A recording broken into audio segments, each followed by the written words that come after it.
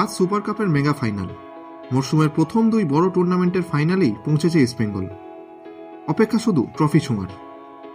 Durand কাপে সেই আশা পূরণ না হলেও সুপার কাপে তা একেবারেই হাতছাড়া করতে চায় না লাল হলুদ ব্রিগেড।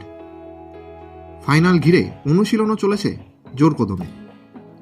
তবে এই ম্যাচ নিয়ে অতিরিক্ত চাপ নিতে চাইছেন না দলের হেড কোচ, আর দুটো সাধারণ ম্যাচের মতো করেই দেখতে চাইছেন এই ম্যাচটাকেও।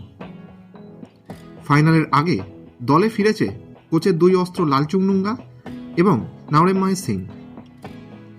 তবে এই ম্যাচে তাদের প্রথম 11-এ থাকার সম্ভাবনা অত্যন্ত ক্ষীণ। পরিবর্তন হিসেবেই তাদের কাজে লাগানোর পরিকল্পনা করতে পারেন কোয়াড্রাট। অন্যদিকে চোটের কারণে বেশ অস্বস্তিতে উড়িষ্যা এফসির অন্যতম গুরুত্বপূর্ণ খেলোয়াড় ডিয়েগো মরিসিও।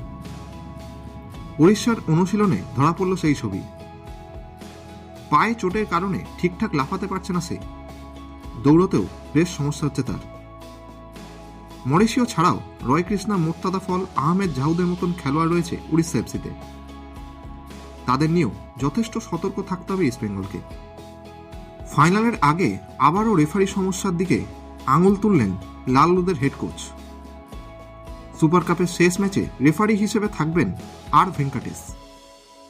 গত কিছু ম্যাচে তার বিরুদ্ধে একাধিক অভিযোগ করেছে দলগুলো। ভুল কার্ড দেখানোর মতন একাধিক অভিযোগ রয়েছে তার নামের পাশে।